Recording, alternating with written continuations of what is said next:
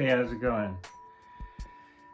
So this is another thing. This is something that I've been working on for a little bit of time, kind of playing with this idea in my mind. And just because I wanted to make sure that it made sense, right? And so basically what it is I I think, yeah, I mean, just to say it, it's like another idea for something that I consider to be a superpower is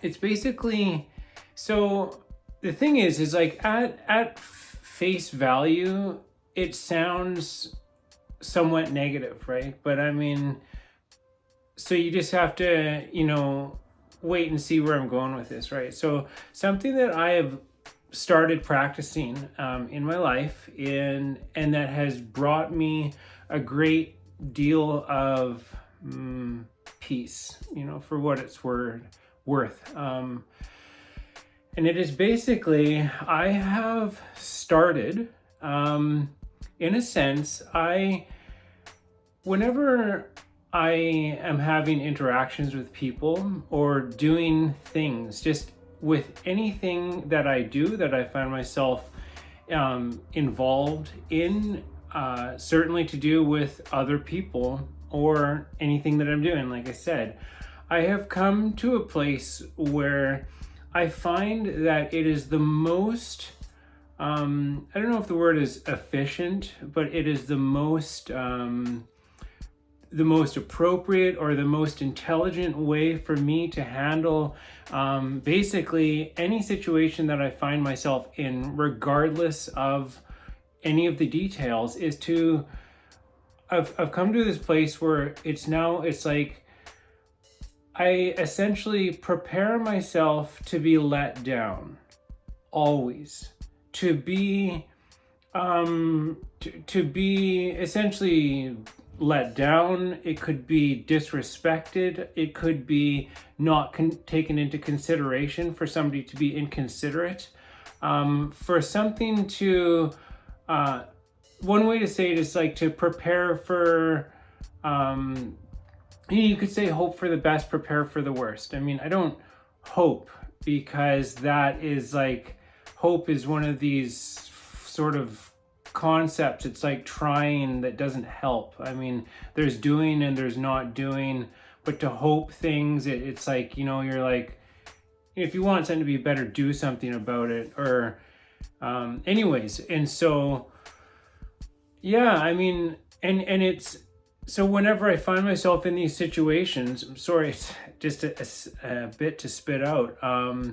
Yeah, I've found that it's just way more in my interests to essentially prepare myself to be let down, because it is my experience that in life it happens a lot to me, with the people that I deal with, that just, or I don't know if it's like situations that I find myself in.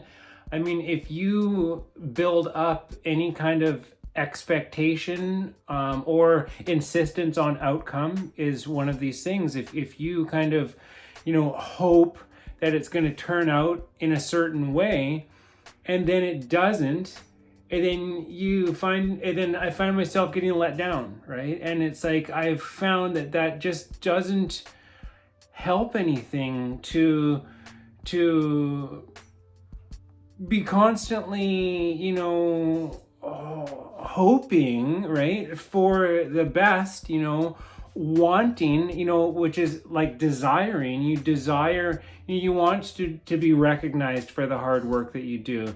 You want to, it's not that you need it, but it's nice to be acknowledged once in a while, for somebody to say, hey, I can really tell that you're putting in maximum efforts here, and it is nice, right? But so when that doesn't happen, and when things actually go in the other direction, or like, aside from people, it could just be to do with things that you're involved in, like say I went traveling for a whole year and I tried to finish writing my book, and I didn't, right? And allow myself to get let down about it, or I could just accept it for what it is and understand that there's some other things that need to transpire before I'm able to, bring the whole thing full circle and actually publish my book, which I've been working on for over 10 years, And so, yeah, it's important. Back to the subject at hand, is just I found it amazing, just to say there's a thing like the Buddha, Gautama, Siddhartha Gautama Buddha, he says that the root of all suffering is desire, because it's a desire for a certain outcome, for something to be the case, and that is, it's where all the suffering comes from. And I have just found that because I've made videos, a number of videos about how I've been let down by certain people, how I feel like I've been walked on, or how I feel like I just, what do we say? What am I, chopped liver? In Spanish is soy pintura. What am I, a painting? I mean, like, don't you take me into account? Do you have any idea who I am and what I'm about? And like, do you not, have any faith in me? Do you not believe in me? Like, it's rough sometimes when you deal with people who don't treat you the best, who don't, what I would call love you, who don't show you love, don't show compassion and understanding and are caring, who don't, take you into account and that kind of stuff, right? And it's just been, so ever since I started doing this, always preparing myself to be let down, to be overlooked, to be, like, say, like I have my birthday's coming up in July, and it just, how everything worked out, there was an opportunity for me to, in this place, to have some people over. I'll have the house to myself, and there was this one day where it lands where I'm able to have people over, and one of my best buddies isn't able to make it, and this is the case every year, but so, like, I guess there is, I could say that there is this part of me where it's like, oh, I wish he was here. I wish things were different. I don't trust in how things are. I wish I could control things, you know what I mean? And that's why this kind of lines of thinking doesn't make any sense, because you're not, you're not letting go, you're attached. You're not surrendering to what is, you're trying to control, and then harboring negative, quote unquote, negative feelings about things that really you don't need to put that, you don't need to put a negative spin on it. You don't need to take things personally. You don't need to try to control everything. You don't need to get bent out of shape. You don't need to, do any of those kinds of things. And it's just been, it's been very liberating to essentially come to that. I mean, there are teachings which certainly do speak to this. I mean, there is, one of my favorite quotes. So in this book, the Light on Yoga, this is the small version. I have both versions, but there is a thing where what's his name, Iyengar, he talks about what is the meaning of yoga, sort of, and it says right here, I will just read it. The Bhagavad Gita also gives other explanations of the term yoga and lays stress upon karma yoga, yoga by action. It is said, work alone is your privilege, never the fruits thereof. Never let the fruits of an action be your motive, and never cease to work. Work in the name of all that is good, abandoning selfish desires. Be not affected by success or failure. This equipoise is called yoga. And equipoise, if I'm saying that right, it essentially means a balance in between two things. I mean, which is very much what yoga is about. It's about a balance of a masculine and feminine energy, and also moving beyond that understanding of duality into unity, consciousness and whatnot. So but that part, the end bit where it's like, be not affected by success or failure, to not get, so you don't get caught up in stuff, you don't get carried away. I mean, I know I use those phrases a lot, but I mean, that's what they speak to about, and that's that way you stay centered, you stay grounded, you stay at a place of contentment and peace, and are not perturbed by things that come up, which you have absolutely zero control over, right? But you do have control about how you respond. You have control about how you react to the things that life presents you with. And you have an opportunity to put either a positive spin on things, a negative spin, or just stay completely neutral. I mean, you don't have to color things. Like, there is another word in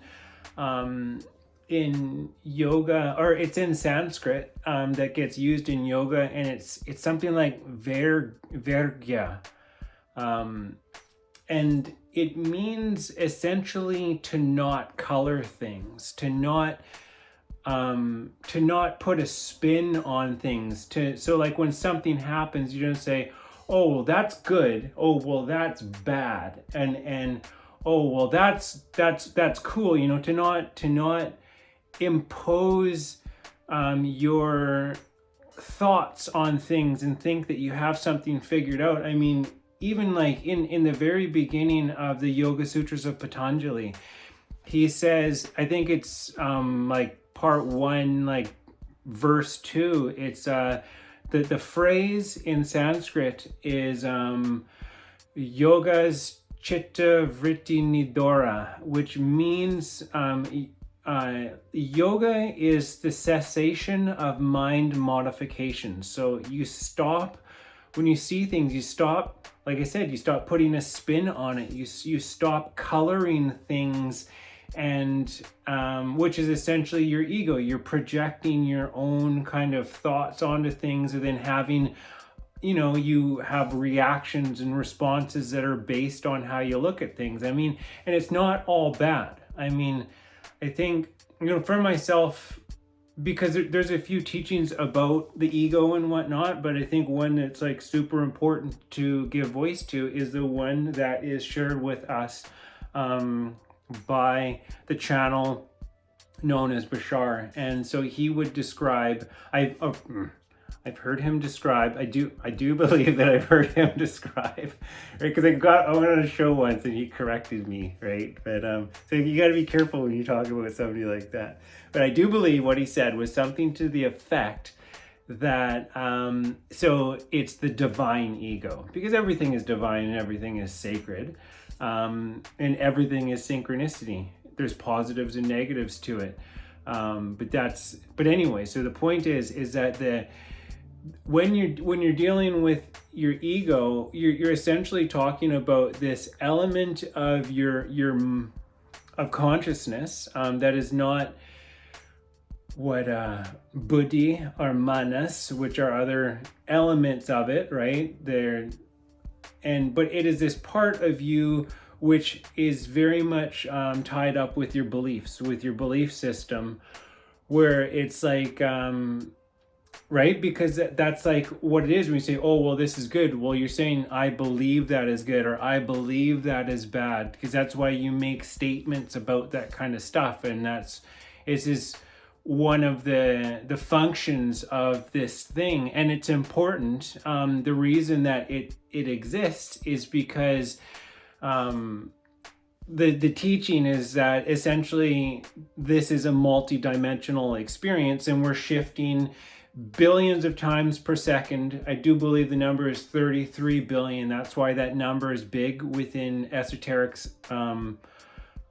circles. So it's just like how right now I'm shooting at 30 frames per second. You know, cinema is shot at 24. You bump it up if you're shooting sports, but physical reality as you understand it is at a frame rate of 33 billion frames per second. That's why it seems very, very real. And it has to be, because if you could see through the experience, then you wouldn't really be able to have the experience. It would be another type of experience, because you wouldn't be able to be fully immersed within the experience of physical reality and whatnot. I mean, it's one of the rules that comes along with the dream state as well. If you know, there is an ability to become aware of this, to be conscious of it, and then that essentially affords you an opportunity to work more directly with the nature of the experience, right? Yeah, I mean, and that's also like techniques of enlightenment and stuff like that. I mean, but what was it? I know that was off topic, right? But just to get back to it, it's just like, so you have this thing, the ego, and because you have beliefs, and that is essentially how you inform the void, for what it's worth. How you inform, like say life is like a mirror, and you can't reach out and change the mirror in any way. You have to change within yourself, and then the mirror will give you a reflection of where you were at, to see if you still behave in the same way. And if you have actually changed and your behavior is changed, then it has no option but to reflect the changes that you've made within yourself. And that is how you shift from dimension to dimension constantly. But the mechanism that is essentially responsible for this shifting is to do, I mean, and I'm just saying this is a part of it, right? And there's levels to it all, but the part within your own consciousness that is responsible for this, not that it's responsible, that is directly involved in this feedback system that life is, with it being a mirror, with it being a multi-dimensional shifting of realities that you're constantly moving through, and whatnot. It is your belief system, which is your belief. What he said something like, your belief system is synonymous with the structure of reality. But then by the same token, and so this is more my little spin on it, is that your belief system is associated, I can't remember what the word I used, with the obstruction of reality. So it's with through that thing, you know, you essentially you make through our ego, we end up being able to have an experience that is relative. And that's important, because for you to be able to learn and grow and see the consequences, or the reflections, to see where you're at, that's a part of the system, so that it gives you feedback, so that you can grow, so that everything that happens is relative to you, so things don't just randomly happen that don't make any sense. So every single one of us is our own universe, for what it's worth. But it's a co-creation, it's a multiverse, or an omniverse, or whatever, right? But the point is that so through your belief system, but within that, so it's like, okay, I have these beliefs, and it's not all bad, right? Because it's necessary for just how this experience works, at least on a certain level, for us to be able to have yeah, for it to work and for it to be relative, that's how it works. But so on like a personal level, you can recognize, because it's the divine ego, you can recognize what element of your ego that you are operating from, because there, like I said, there is the positive ego, the negative ego, and a neutral option as well. And so it's basically when you are whenever you're having thoughts that are about in relation to whatever it is that you're looking at, the thoughts are this is difficult, as opposed to challenging. Like a challenge is an opportunity, but to difficult means it's like inherently hard. And it's like, well, you're putting a negative spin on stuff. So to like when you're having thoughts and beliefs, ideas about how certain things are, and you're coloring them, you're labeling them, you're putting a spin on it, and you're saying, well, this is bad. This obviously the negative ego. If you're saying that this sucks, right? Or this is useless, this is terrible, this is, yeah, it's basically looking any time that the mind is essentially expressing that an element of separation, of segregation, of difficulty, of essentially not accepting, or like so like that kind of stuff. Anyways, that's when you're in your negative ego. And so it's very helpful, because then as long as you know that, you can recognize it and say, okay, I can see that the way that I'm looking at this situation is inherently negative. I have what is called a bad attitude. And if I continue with this kind of an attitude, what do I think is going to come from it, right? And so the other side of this coin is the positive ego, where the positive ego speaks in terms of possibility, and be like, okay, well, and acceptance, and I guess faith, is a part of it, because you have an understanding that it's like everything is happening for a reason. If it didn't need to happen, it wouldn't be happening. Clearly, there is some very good reason for every single reflection that I am receiving in my life, and what I need to do is look into it and see if I can figure out what it is, or why I'm receiving this type of a reflection, so that if I don't want it to continue, I can make the necessary changes within myself and move on. And so, yeah. And then they say too, because when you, like if you develop this understanding that everything is synchronicity, that everything happens for a reason. So you go, you're always looking for the silver lining. You're always looking for the, what do you call it? The silver lining,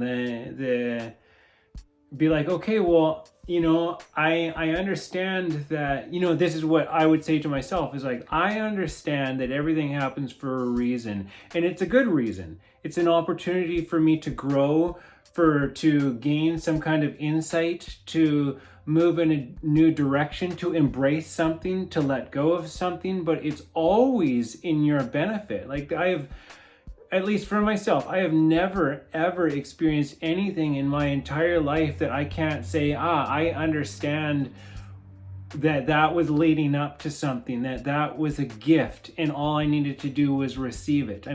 Of course, I didn't always have that understanding, but having it now, it just makes all the difference in the world when you can walk through life, and no matter what happens to you, but the thing is, they say it doesn't happen to you, it happens through you, right? But whatever happens, period, you can accept it. And when you have this positive attitude and things happen, when there are occurrences or phenomena of any kind, you have this mentality where you're like, okay, I am going to now look for what I need to derive from this situation. I'm being handed an opportunity for growth, for I'm in a process of becoming, and this is a tremendous opportunity. I mean, like nothing is, as far as I'm concerned, there is absolutely nothing that is like the word mistake. It should almost be gotten rid of, just like the word trying or should. I mean, we use them sometimes in the colloquial sense, but they are, you just have to be careful how you use them, I guess. I mean, maybe it's not a good idea to get rid of words, because then how could we express certain things at certain times? So, I guess that's it. It just, you have to be conscious, you need to be aware, you need to be mindful when it comes to using certain words, because they can be used in a way that essentially is like making an excuse and stuff like that. Like the word trying, it's like, we know what it means. You can say, well, I'm having the intention. You could say, oh, I'm making efforts. But that's why it's better to use some of those other words a lot of the time, because it's much more clear. Whereas people are like, well, I'm trying. It's like, but when you dig into it, it's like, well, how are you trying? Well, you're not doing anything. That's why they say there's only doing and not doing. It's like, you're not trying. You're just using a word to avoid making a move, kind of deal, right? It's so that's why language is super important, right? But yeah, but I don't know, what was the last bit of it? Just that, hey, it's important. It is, it can be a good idea to embrace the positive perspective, because then you're always looking, you have this positivity about you, and you look at everything like it's supposed to be, like it's a gift, and then you can receive it. And then, because if you go through life thinking that things aren't supposed, they're not right, that something is going wrong, that mistakes are made, that you miss opportunities, and all of these things are negative thinking, right? Because you're dwelling on the past. You could be stewing, you could be, you're missing the point for what it's worth. So and then because you go through life with this positive outlook, with this positive kind of spiritual understanding, then that's when you find that silver lining. Like these things become much more apparent. They present themselves to you, and you're able to perceive them, I think, much more clearly than if you're not looking, if you're not even, here's the thing. It's like, if you're not even looking for the positive meaning in something, the reason why something has come to your attention, then how are you going to see it? Because you're just caught up feeling sorry for yourself, or trying to control things, or not trusting that everything happens for a reason. And and then I do believe that somewhere along these lines, that it's like, because you are following this path, I mean, it works along with the nature of reality, because what you put out is what you get back. So you are then moving much more rapidly through the opportunities of growth that life gives you, and so that you evolve quicker as a result of it. I mean, and that's great, so that you don't have to have kind of repeating themes that can plague your life, because you're just missing the message that is being shown to you. So and that was the thing, is that it works in with like synchronicity and serendipity, those kinds of things, to Yeah, and then it's like, as a result of this, because there's another thing that Bashar talks about is called the excitement principle, where it's like all you need to do in order to like really propel yourself forward and evolve very quickly is to follow your highest excitement, to and take it as far as you can with zero insistence on the outcome. And once you've taken it that far, you just drop it and then you look for the next thing. And your life, essentially, because you do this, because you're listening to a voice that comes from within, that is something that is in your core, which is speaking to you, which is giving you guidance, which is telling you, act on this. This is the highest vibration. This is, your higher self. This is whatever you want to call it, speaking to you, helping you to guide you through life. This is one of the guiding mechanisms. And so like, you're working along these lines with this positive attitude where you're really participating in this experience of 4 dimensions, right? Like 3 of space and 1 of time. And you're really, you've showed up, you're doing your part, you're playing your role, and it can turn into this experience of what people call the flow. I mean, this is something that I experience quite often. Sometimes it's like I enter this state, it's like an ecstatic state where I become more aware of these things that I'm talking about, because it's just so in my face that something that's going on, it's like something they talk about in the Seth material is, and in others, is to do with this idea of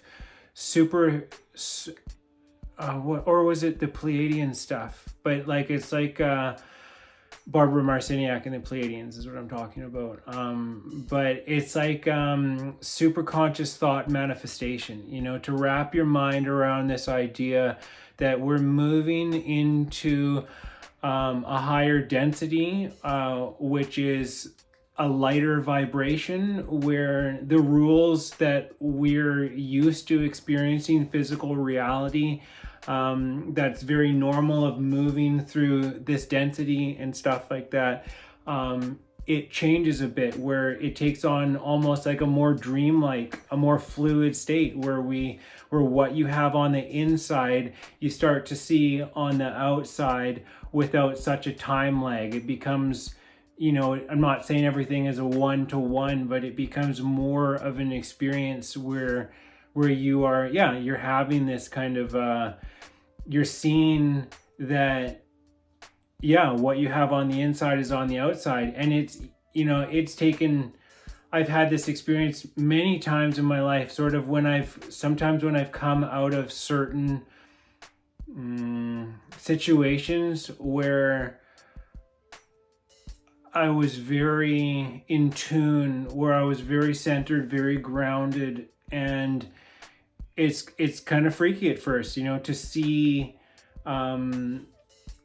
life unfolding in front of you in a way where it's, where you just go from situation to situation and absolutely everything works out perfectly, and it's all in alignment with your thoughts and kind of your whole experience. I mean, it becomes a very almost surreal, or not almost, it becomes a surreal type of experience. And so, and I think, like this is a part of it, is to do with the attitude that you walk around with, to do with how you approach life, to do with your mentality, to do with your behavior, because what is it? They say action is the language of physical reality. This experience that we're having right now, right? This action. It's, there, of course, beliefs are huge, and this idea of superconscious thought manifestation. Okay, thoughts ideas, everything that you're entertaining in your head, that you're embodying, that you're vibrating, that you are resonating at, that you are giving off. What you put out is what you get back.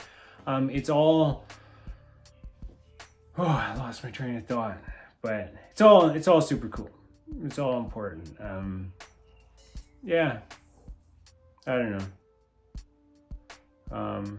All I was saying was just that it's pretty neat stuff.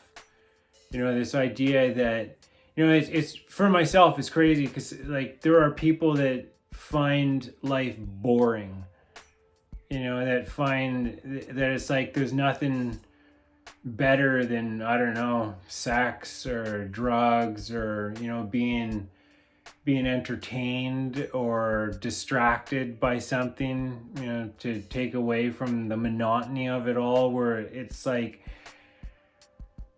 my God, I don't even know where to start, right? Because my experience is so different from that. Yeah.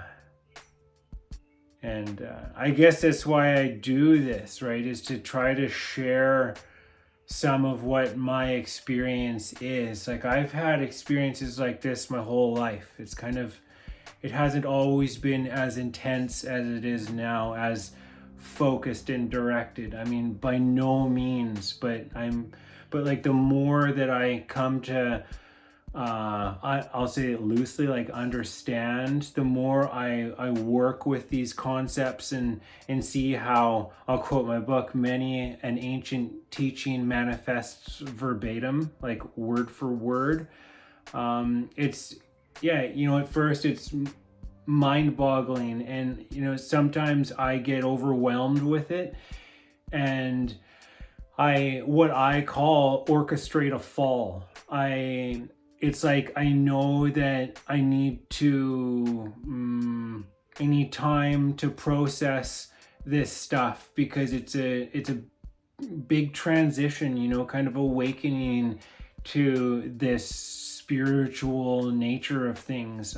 It's a lot to take in, to wrap your mind around and to get comfortable with and just be okay with it all, because it's just so different to how you can experience life, how you might be used to experiencing life. But that's okay.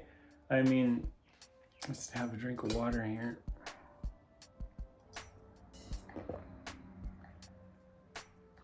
Yeah, so like I was saying though, sometimes I will orchestrate a fall. I feel like it's subconsciously, whereas like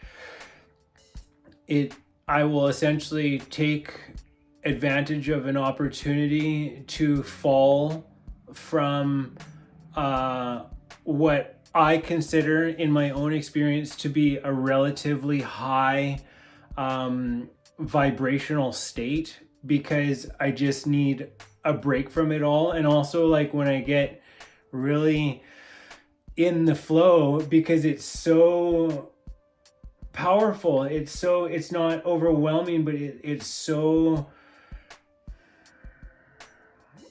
powerful that I sometimes feel invincible. I mean, I forget that I'm not exactly like, not, I mean, in like the spiritual sense, absolutely, right? Like forever, and an aspect of all that is, the infinite, the eternal, live forever. Awesome. But as far as this incarnation, this existence right now, sometimes, it can be a little bit, I need breaks from it, going through a transition of awakening, right? And and so I will, it's funny, almost like a downward spiral, but like I will fall from grace for a period of time until I sometimes hit, I don't know, rock bottom. Like, rock bottom for me just means I've walked a different path for a little bit because, and I feel it's like I do this because I know that on the other side of it, there's going to be an extended period of walking the narrow path. And yeah, so yeah, you know, and then just like, I guess just to finish this video, right? I mean, I find it fascinating, and I keep running into this, I mean, in my own life, certainly, and then also with other people, because you see people, I have friends, and you see them struggling in relationships and with things that are happening in their life. And I always share the same thing, that it's just a game changer to be able to